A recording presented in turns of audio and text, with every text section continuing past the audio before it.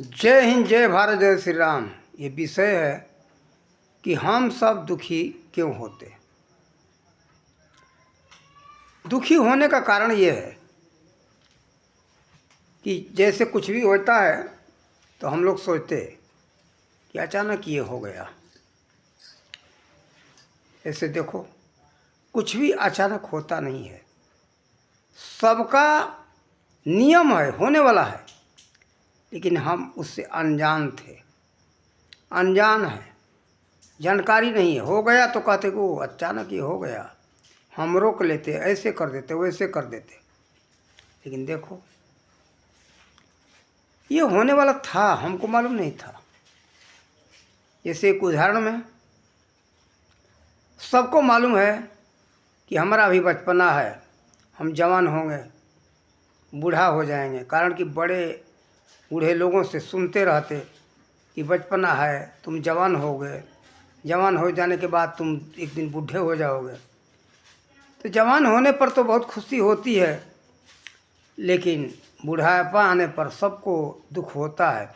लेकिन इतना सुनने मात्र से संतोष रहता है कि हमारा तो बुढ़ापा आने वाला था, इसमें कोई बात नहीं है, क्या किया जाए। फिर भी हम सब प्रयास करते रहते कि बुढ़ापा न आवे। देखो, हमारे कहने का मतलब है, और अन्य बातों पर देखो, हम सब के जीवन में जो घटना घटते हैं वो तो होने वाला था। न जानने के कारण देखो, हम लोग कहते हैं कि अचानक हो गया, इसको रोक लेते, ऐसे करते वैसे करते।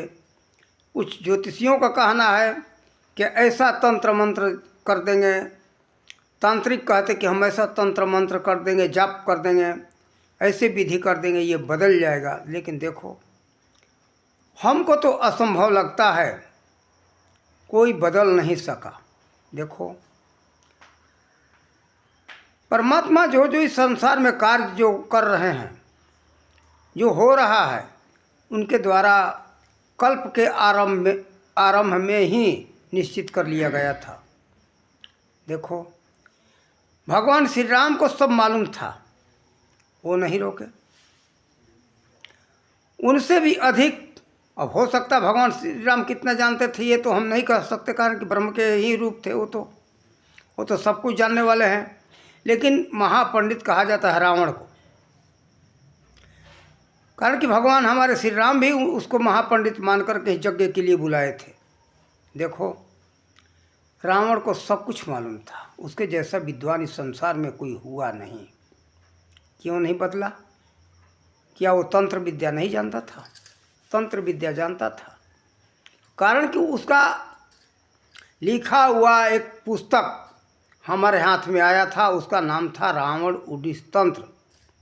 लेकिन एक बात, रावण ने पहले ही चेतावनी दे दिया था। उसमें लिखा है कि जो अपने आत्मा का सर्वत्र कल्याण चाहे वो इस पुस्तक को सिद्ध न करे। अंदर चल कर के तो उसमें मारन, उच्चाटन, सम्मोहन, तीनों प्रकार की विद्याएं थी। लेकिन हम जब पढ़े ये तो हम समझ गए कि देखो, ये लेखक लिखा, रावण स्वयं लिखा, लेकिन चेतावनी दे दिया। जैसे आज उदाहरण में, सिगरेट के पैकेट के ऊपर लिखा रहता है कि सिगरेट पीने से कैंसर होता है। तम्बाकू के पुड़िया के ऊपर लिखा रहता है कि तम्बाकू खाने से कैंसर होता है, आगे आपकी मर्जी। ठीक इसी तरह से सावधान कर दिया था रावण ने। लेकिन देखो, वो अपने लेख को पलटने के चक्कर में नहीं पड़ा, कारण कि जो होने वाला है तो हो करके रहेगा। इसलिए वो नहीं इस चक्कर में पड़ा, सब कुछ जानता था तो पलट लेता। इसलिए आज किसी ज्योतिषी के, तांत्रिक के चक्कर में नहीं पड़ना चाहिए। और आगे अब चलो, आज हम लोग दुखी हो रहे हैं कि हमारे समाज में उथल पुथल मच रहा है, हम लोग परेशान हो रहे हैं। ये परेशानी आने वाली तो थी, हमको नहीं मालूम था। क्यों नहीं मालूम था? कि हम सब अपने इतिहासों को, धर्म ग्रंथों को नहीं अध्ययन करते। देखो, आज समाज में उथल पुथल मच रहा है, अत्याचार हो रहा है, तो हम लोग कहते कि अरे क्या कहें, ऐसा हो रहा है, ऐसा कैसे हो रहा है, ये नहीं होना चाहिए। लेकिन क्यों नहीं होगा, होगा। हम और आप उसको नहीं रोक सकते, स्वयं ब्रह्मा भी नहीं रोक सकते, कारण कि वो नियम बना चुके हैं। देखो, जैसे मौसम का नियम हम सबके जीवन में मालूम पड़ता है, सर्दी गर्मी बरसात, ये वार्षिक गति जो बिल्कुल छोटा है, इसलिए हम सबको पता चल जाता है। लेकिन देखो, ये जो युग का परिवर्तन वाला हिसाब है, ये जो गति है, इस गति को हम लोग नहीं समझ सकते। जैसे मौसम का गति जो है एक 365 दिन में परिवर्तन हो जाता है, इस तरह से युग का गति जो है बहुत कई वर्षों लग जाते हैं, लाखों वर्ष लगते हैं। इसलिए हम लोगों के समझ से परे का बात है। लेकिन ये उनको नहीं पता है जो लोग रोते हैं, और जो जानते हैं रोते नहीं। कारण कि हमने तो थोड़ा सा भागवत में देखा, युग धर्म के विषय में श्री सुखदेव जी महाराज ने सब कुछ समझाया है कि सतयुग में ये होता है, त्रेता में ऐसा लोग होते हैं, ये ऐसा होता है, परिस्थिति रहती है, द्वापर में ऐसी परिस्थिति रहती है, ऐसे लोग रहते हैं, कलयुग में ये सब हमारे समाज में जो हो रहा है सारा वर्णन उन्होंने कर दिया है।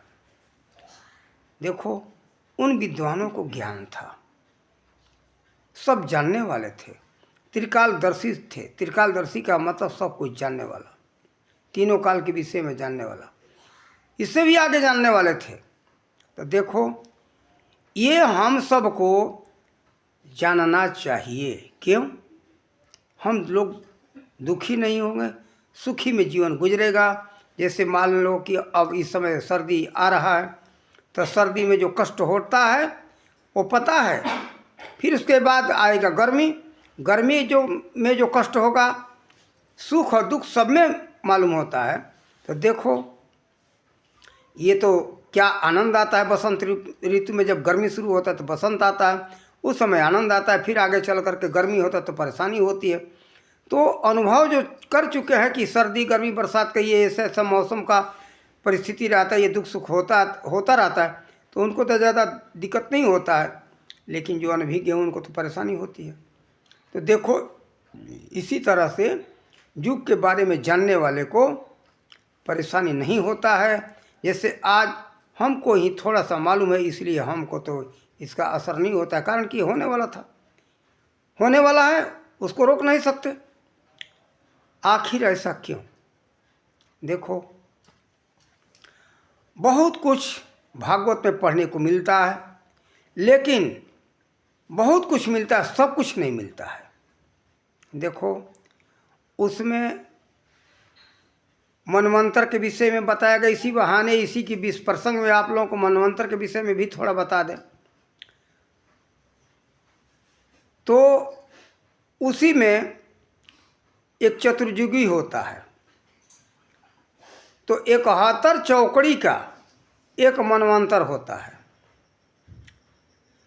ये भागवत में आप लोगों को मनवंतर और कल्प का तो नाम सुनने को मिलेगा, लेकिन चौकड़ी का उसमें वर्णन नहीं है।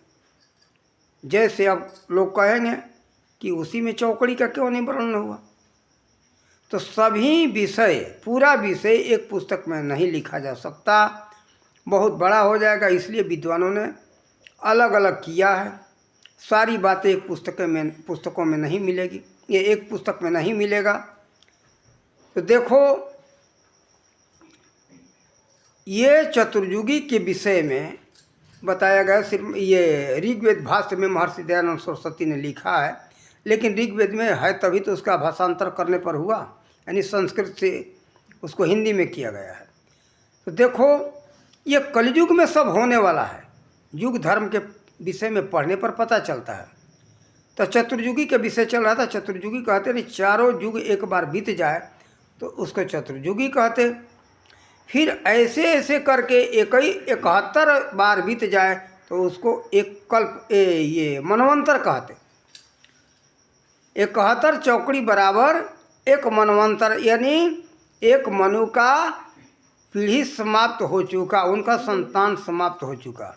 फिर उसके बाद दूसरा का, तीसरा का, ऐसा। देखो इस कल्प में यानी 6 मनवंतर बीत चुके हैं, 7वां मनवंतर चल रहा है। इसमें 27 चौकड़ी बीत चुकी है। 28वां चतुर्युगी 28वां चतुर्युगी 28वां चौकड़ी चालू है, यदि चल रहा है। देखो इसके बाद ये व्यवस्वात मनु का संतान हम सब हैं। इनके बाद और कोई आएगा, उसका नाम तो याद नहीं है।